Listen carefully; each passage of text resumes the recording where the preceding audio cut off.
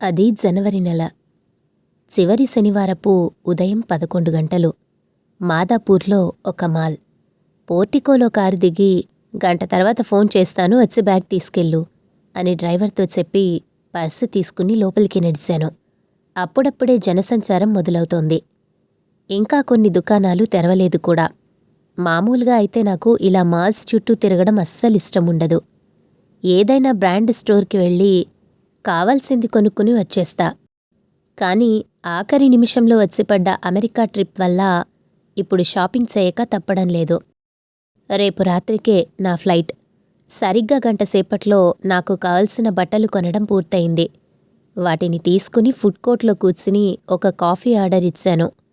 Coffee రాగానే డ్రైవర్కు phone చేస్తా.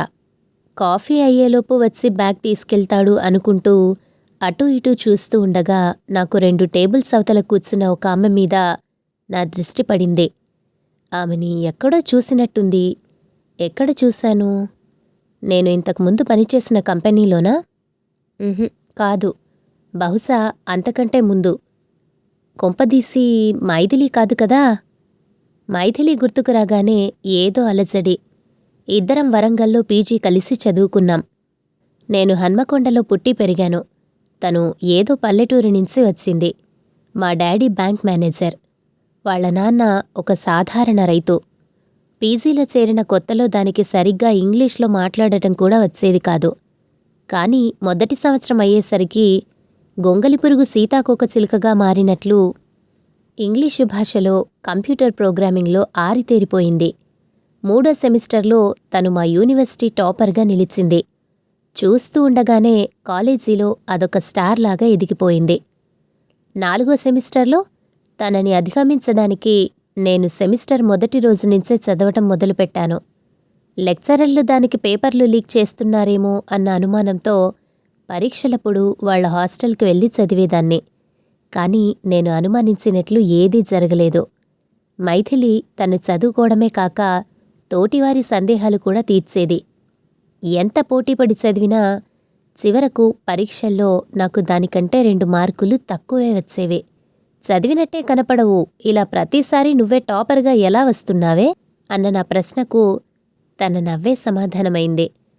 ఆ నవ్వు చూస్తే నాకు పుండు మీద కారం పూసినట్లనిపించేది. టౌన్లో ఒక ధనవంతుల కుటుంబంలో పుట్టి పెరిగిన నన్ను కేవలం ఒక సాధారణ కుటుంబం నుంచి వచ్చిన పల్లెటూరి మొద్దు దాటేయడమేంటి? నాకు చాలా అసహనంగా ఉండేది. మా పీజీ పూర్తయింది. మాలో చాలామందికి క్యాంపస్ ఇంటర్వ్యూల్లో ఉద్యోగాలు వచ్చాయి. నాకు మైథిలికి ఒకే రోజు ఉద్యోగం వచ్చింది. కాకపోతే వేరే వేరే సంస్థల్లో. ఆ తర్వాత ఇదే దాన్ని చూడటం. అసలు అక్కడ కూర్చున్నది నిజంగా మైథిలియేనా? పిలిచి చూద్దాం, తనే అయితే పలుకుతుంది కదా అనుకుంటూ మైథిలి అన్నాను. ఆ పిలుపు విని ఆమె తల తిప్పి నా వైపు చూసింది. మీరు మైథిలీనా? వరంగల్ కేయూలో పీజీ చేశారా అని అడిగాను. దానికి ఆమె అవును, మీరు? సారీ, ఎక్కడో చూసినట్లుంది కానీ గుర్తుకు రావడం లేదు. ఏమనుకోకండి అంది. నేను గౌతమిని, నువ్వు ఎంసీఏలో నా క్లాస్మేట్వే. నా సమాధానం వినగానే ఠక్కున లేచి నా టేబుల్ దగ్గరకు కుర్చీ లాక్కుని, గౌతమి నువ్వా? ఎన్నాళ్లైంది నిన్ను చూసి? పీజీ తర్వాత మనం కలవలేదు కదా? ఎక్కడుంటున్నావు? ఎలా ఉన్నావు? ఏం చేస్తున్నావు? ఇక్కడేంటి అంటూ ప్రశ్నల వర్షం కురిపించింది మైథిలి. ఇక్కడే, జూబ్లీహిల్స్, రోడ్ నెంబర్ 74. మొన్ననే 5 బెడ్రూమ్ విల్లా కొన్నాం.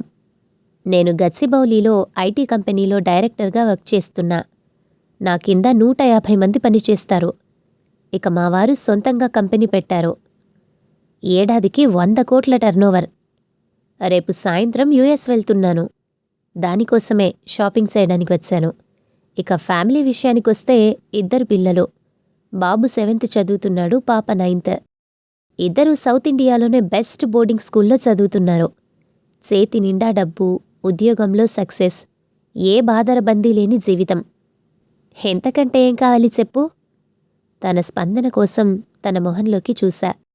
తను నిజంగానే సంతోషిస్తున్నట్లు super, I'm happy for you అంది. ఇంతలో కాఫీ వచ్చింది. ఇంకొక కాఫీ మైథిలి కోసం ఆర్డర్ ఇవ్వబోతే తను వద్దు అంది. కాఫీ సిప్ చేసి, సరే గాని నీ సంగతేంటి? పొద్దున్నే మాల్లో న్యూస్ పేపర్ తిరిగేస్తున్నావు. నువ్వు షాపింగ్కు వచ్చావా అని అడిగాను. లేదు, దగ్గర్లో ఉన్న స్కూల్లో పిల్లలకు టాలెంట్ టెస్ట్ ఉంది ఈరోజు. వాళ్ళ ఎగ్జామ్ అయ్యేంత వరకు టైంపాస్ చేయాలి కదా. మాలైతే ఫ్రీ వైఫై ఉంటుందని ఇలా వచ్చా. కన్ను గీటింది మైథిలి. ఓ నైస్, మీ పిల్లల పుణ్యమా అని మనం కలుసుకున్నాం. ఎంసీఏ తర్వాత ఎవరి దారిన వాళ్ళు వెళ్ళిపోయాం. మనమొకరి పెళ్ళికి ఒకరు కూడా రాలేదు. మన వాళ్ళు ఇంకెవరన్నా టచ్లో ఉన్నారా? పీజీ తర్వాత ఎవరూ కలవలేదు. కాకపోతే ఈ మధ్యే వాట్సప్ పుణ్యమా అని కొందరు టచ్లోకి వచ్చారు. మొదట ముఖాముఖి కలిసింది మాత్రం నిన్నే. నీ నంబర్ ఇవ్వు, మన క్లాస్ గ్రూప్లో యాడ్ చేస్తా అని నా నంబర్ తీసుకొని సదరు వాట్సాప్ గ్రూప్లోకి నన్ను చేర్చింది.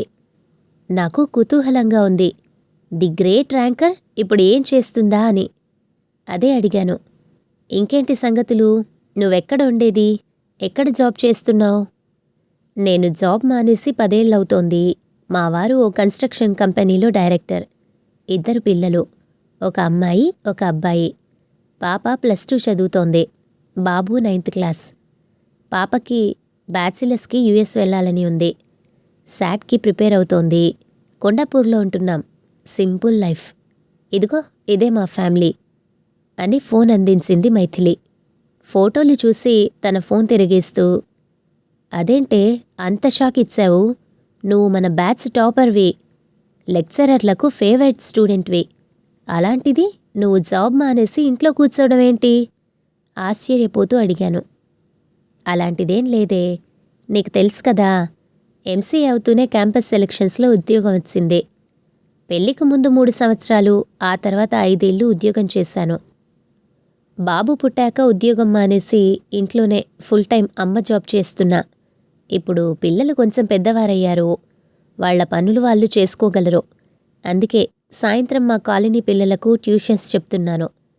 అది సరే గాని మీ ఫ్యామిలీ ఫోటోలు చూపించవా? తన మాటలకు నాలో అహం కొంచెం శాంతించింది. ఇప్పుడు నా వైభవం తనకు చూపించే అవకాశం దొరికింది అని లోపలే సంతోషిస్తూ, ఓ తప్పకుండా, ఇవిగో చూడు అని ఫోన్ లాక్ తీసి తనకు అందించాను. గ్యాలరీలో ఉన్న ఫోటోలు చూసి, అదేంటి గౌతమి, ఒక్క ఫోటోలో కూడా మీ ఫుల్ ఫ్యామిలీ లేదు. ఒకదానిలో నువ్వు లేకపోతే ఇంకో దానిలో మీ వారు లేరు. పిల్లలిద్దరూ కలుసున్నవి కూడా చాలా తక్కువ ఫోటోలున్నాయి. చాలా వరకు సింగిల్ ఫోటోలే ఉన్నాయి. ఎందుకలా? ఫోన్ నాకు అందిస్తూ అడిగింది మైథిలి. ఓ అదా, ఏం లేదు. మా పిల్లలిద్దరూ బోర్డింగ్ స్కూల్లో చదువుతున్నారన్నాను కదా. నాకు మా వారికి వర్క్తో క్షణం తీరికుండదు. ఆయన బిజినెస్ మీద, నేను ఉద్యోగరీత్యా ఎప్పుడూ ట్రిప్పుల మీదే ఉంటాం. పిల్లలకు సెలవులు వచ్చినప్పుడు మాత్రం మా ఇద్దరిలో కనీసం ఒకరు ఇంట్లో ఉండేలా ప్లాన్ చేస్తాం. ఇక పిల్లలు కూడా వేరువేరు తరగతులు, వేరువేరు స్కూల్స్. కాబట్టి వాళ్ళిద్దరికీ కూడా కలిసుండే సమయం తక్కువ. అందుకే అన్నీ సింగిల్ ఫొటోస్ ఉన్నాయి అన్నాను. అంతలోనే, ఇదేంటి నేను దానికి సంజాయిషి ఇస్తున్నాను అనుకుని సర్దుకుంటూ, పిల్లలను ఒక వయసు తర్వాత స్వతంత్రంగా ఉండనివ్వాలి. అప్పుడే వాళ్లకు బాధ్యత అలవాటవుతుంది. ఈ కాలం పిల్లలు చాలా షార్ప్. వాళ్లకు మనం కూర్చోబెట్టి నేర్పాల్సిన పని లేదు. నన్నడిగితే నువ్వు అనవసరంగా జాబ్ మానేశావు. నీ డిగ్రీకి నువ్వు న్యాయం చేయడం లేదు. ఒకసారి ఆలోచించు. నువ్వు కూడా జాబ్ చేస్తే నీ జీతము, మీ వారి సంపాదన కలిపి మీకు చాలా బాగా ఉపయోగపడేది. ఇప్పుడు ఉంటున్న కొండాపూర్లో కాకుండా ఇంకొంచెం మెరుగైన చోట ఇల్లు కొనగలిగేవారు. హాయిగా ప్రపంచమంతా తిరిగి చూసేదానివే. అసలు మీ లైఫే వేరే లెవెల్లో ఉండేది. నీకెప్పుడు అలా అనిపించలేదా? ఆఖరి వాక్యాలను ఒత్తి పలుకుతూ మైథిలి ముఖంలో భావాలను చదవటానికి ప్రయత్నించాను. దానికి చిరునవ్వు నవ్వి, అఫ్కోర్స్, ఇప్పటి పిల్లలు చాలా షార్ప్, ఒప్పుకుంటాను. కానీ వాళ్లకు ఏది మంచి, ఏది చెడు అనే విచక్షణ నేర్పాల్సింది మాత్రం తల్లిదండ్రులే. ఇప్పుడు బాగుపడటానికి ఎన్ని అవకాశాలు ఉన్నాయో, చెడిపోవడానికి అంతకంటే ఎక్కువ దారులున్నాయి. పిల్లలపై మనం పెట్టగలిగిన అతి ముఖ్యమైన పెట్టుబడి మనం వాళ్లతో గడపగలిగే సమయం. మనం వాళ్లను దేశాలు తిప్పకపోయినా, ఆస్తులు సంపాదించి ఇవ్వకపోయినా పర్లేదు. వాళ్లను మంచి వ్యక్తిత్వం ఉన్న వారిలా తీర్చిదిద్దగలిగితే చాలు. అదే మనం వారికిచ్చే నిజమైన ఆస్తి, బదులిచ్చింది మైథిలి. ఇవన్నీ కాదే, నీలా టాలెంట్ ఉండి జాబ్లో గ్యాప్ వచ్చిన ఆడవాళ్లకు మా కంపెనీలో మేం ప్రత్యేకంగా జాబ్స్ ఇస్తాం. సెకండ్ ఛాన్స్ లాగా. నువ్వు కావాలంటే ఇంటర్వ్యూ లేకుండా కూడా నిన్ను తీసుకుంటాను. నా మెయిల్ ఐడి నీకు మెసేజ్ చేస్తా, నీ రెజ్యూమే నాకు పంపించు అన్నాను. అలా అంటున్నప్పుడు ఉద్యోగాలిచ్చే స్థాయిలో ఉన్నానన్న గర్వం నా గొంతులో పలికింది. లేదు గౌతమి, నీ అభిమానానికి చాలా థ్యాంక్స్. కానీ మేము సుఖంగా బతకడానికి సరిపోయేంత మా వారు సంపాదిస్తున్నారు. దేవుడి దయ వల్ల కొంత వెనకేశాం. జీవితంలో 0 నుంచి మొదలై ఈ స్థాయికి వచ్చాం. ఇక పిల్లలు వారికి నచ్చింది చేయగలిగేలా మేం సపోర్ట్ చేయగలిగితే చాలు అంటూ తను సున్నితంగా తిరస్కరించింది. ఇదేంటి, నా ఆస్తి హోదా చూపించి దాన్ని చిన్నబుచ్చాలనుకుంటే అది అస్సలు ఏమీ పట్టనట్లు ఇంత కూల్గా ఉందేంటి? కౌచ్లో కూర్చున్న నాకు ఉన్నట్టుండి ముళ్లమీద కూర్చున్నట్లు అనిపించింది. ఫోన్ తీసి డ్రైవర్కు డయల్ చేశా. లైన్ కలవలేదు. మళ్ళీ ప్రయత్నించి కలవకపోయేసరికి విసుగ్గా పెట్టేశాను. ఏమైంది గౌతమి? ఎవరికి ఫోన్ ట్రై చేస్తున్నావు? మా డ్రైవర్కి. షాపింగ్ అయ్యాక ఫోన్ చేస్తా బ్యాగ్స్ తీసుకెళ్లడానికి రమ్మని చెప్పాను. ఎక్కడ చచ్చాడో ఏమో, ఫోన్ కలవడం లేదు. విసుక్కున్నా. సెల్లార్లో ఉన్నాడేమో, సిగ్నల్ ఉండి ఉండదు. కాసేపాగి మళ్ళీ ట్రై చెయ్యి అనునయంగా చెప్పింది మైథిలి. సరే, ఇక అదే చెయ్యాలి. నాకు దేనికోసమైనా ఎవరికోసమైనా ఎదురు చూడటం అంటే పరమ చిరాకు. చురుగ్గా అని మళ్ళీ డ్రైవర్కు ఫోన్ చేశా. ఈసారి కలిసింది. ఫోన్ ఎత్తగానే, ఎక్కడున్నావు? 1/2 గంట నుంచి నీకు ట్రై చేస్తున్నా. రా, ఫుడ్ కోర్టుకి వచ్చి బ్యాగ్స్ తీసుకువెళ్ళు అని చెప్పి పెట్టేశా. 5 నిమిషాల తర్వాత, మేడం, పిల్లల పరీక్ష అవ్వలేదా ఇంకా అని మా డ్రైవర్ గొంతు వినిపించింది. నేను చూసేసరికి అతడు వచ్చి మైథిలిని పలకరిస్తున్నాడు. లేదు వెంకట్, ఇంకో అరగంట ఉంది. 1 గంట దాకా కదా. అయ్యాక నేను పిల్లల్ని తీసుకుని ఇంటికి వెళ్తాను. అన్నట్టు నువ్వేంటి ఇక్కడ అడిగింది మైథిలి. నేను పనిచేసేది గౌతమి మేడం దగ్గరే. మీ ఇద్దరికీ ముందే పరిచయం ఉందా అని ఆశ్చర్యపోతూ అడిగాడు. మేమిద్దరం ఫ్రెండ్సేలే. ఇదిగో ఈ బ్యాగ్స్ తీసుకువెళ్ళు అని విసుగ్గా చెప్పాను. సరే మేడం, మిమ్మల్ని సాయంత్రం కలుస్తా అని మైథిలికి చెప్పి నా దగ్గర ఉన్న సామాన్లు అందుకుని వెళ్ళిపోయాడు మా డ్రైవర్ వెంకట్. నా అమెరికా ట్రిప్ అయ్యాక ఒకసారి కలుద్దాం అని మైథిలికి చెప్పి అక్కడ్నుంచి బయటపడ్డాను. కారు ఎక్కి కూర్చున్నానే కానీ నా ఆలోచనలు మైథిలి చుట్టే తిరుగుతున్నాయి. కొంచెం దూరం వెళ్ళగానే వెంకట్, మేడం, మైథిలి మేడం మీకు ముందే తెలుసా అని అడిగాడు. తెలుసు, మేమిద్దరం క్లాస్మేట్స్మి. తను నీకెలా తెలుసు? తిరిగి అడిగాను. మా ఆవిడ వాళ్ళింట్లో పనిచేస్తుంది. వైట్ ఫీల్డ్స్లో పెద్ద విల్లా వాళ్ళది. సారు మేడం చాలా మంచివారు.